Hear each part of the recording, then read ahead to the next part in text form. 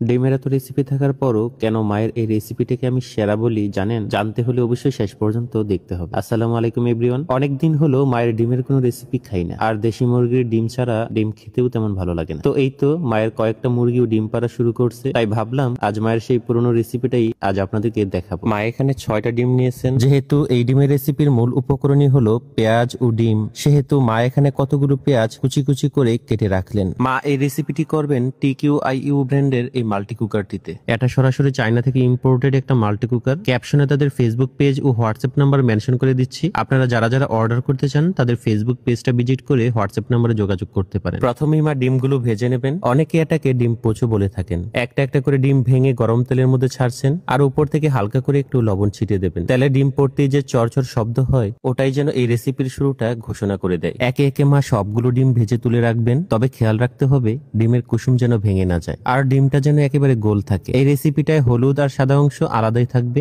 এটাই হলো মায়ের ডিমের এই রেসিপির সবচেয়ে বড় বিশেষত্ব। দেখুন এই TQIU মাল্টি কুকারটায় কত সুন্দর করে ডিম ভাজা হচ্ছে, লেগে যাওয়ারও কোনো ভয় নেই, আর তেলও লাগছে খুব কম। একদম নিখুঁত ভাবে ভাজা হচ্ছে ডিমগুলো ভাজা হতে হতে রান্নাঘরে এক অদ্ভুত গন্ধ ছড়িয়ে গেল। আমি দাঁড়িয়ে মাকে দেখছিলাম, একটা ডিমও ভেঙে না যাওয়ার জন্য মা কত যত্ন নিচ্ছেন। ঠিক এমন ভাবেই ছোটবেলায় আমাকে আগলে রাখতেন। মা হেসে বললেন, ডিমের কুসুম যেমন ভাঙা চলবে না, মানুষের মনটাও ঠিক এমন, একবার ভেঙে গেলে আবেগের মতো জোড়া লাগে না। এই একটা লাইনই যেন আমাকে থমকে দিল। রেসিপিটা কেন আমার কাছে এত স্পেশাল এখন বুঝবেন। ডিম ভাজা হয়ে গেলে মা পেঁয়াজ কুচি দিলেন। পেঁয়াজটাকে একদম লাল লাল করে ভেজে নেবেন। পেঁয়াজটা যত ভাজা হবে রেসিপিটা ততই ভালো লাগবে। পেঁয়াজ ভাজাটা হলে আস্তে আস্তে থাকবে, খেতে তেমন ভালো লাগবে না। মশলা হিসেবে দিবেন 1 চামচ মরিচ গুঁড়ো, 1/2 চামচ হলুদ গুঁড়ো আর স্বাদ মতো লবণ। এরপর পানি দিয়ে কষাতে লাগলেন। অন্যদিকে মা মশলা হিসেবে আদা ও জিরা বেটে নিলেন। মায়ের এই প্রত্যেকটা ধাপ যদি ফলো করেন, আপনাদের রান্নাও একদম আমার মায়ের মতোই স্বাদের হবে। এরপর মা বাটা মশলাটা দিয়ে দিলেন, সাথে একটা তেজপাতা। মশলা হিসেবে আরো যোগ করলেন ধনিয়া গুঁড়া। এই ধনিয়ার গন্ধটাই পুরো রেসিপিকে আলাদা একটা ফ্লেভার দেয়। মশলাটা ঠিক মতো কষানো হলে সামান্য একটু ঝোল দিয়ে মা উপর থেকে ভাজা ডিমগুলোকে ছেড়ে দিলেন। ডিমগুলো তেলের উপর ভাসতে ভাসতে যেমন সুন্দর লাগছিল,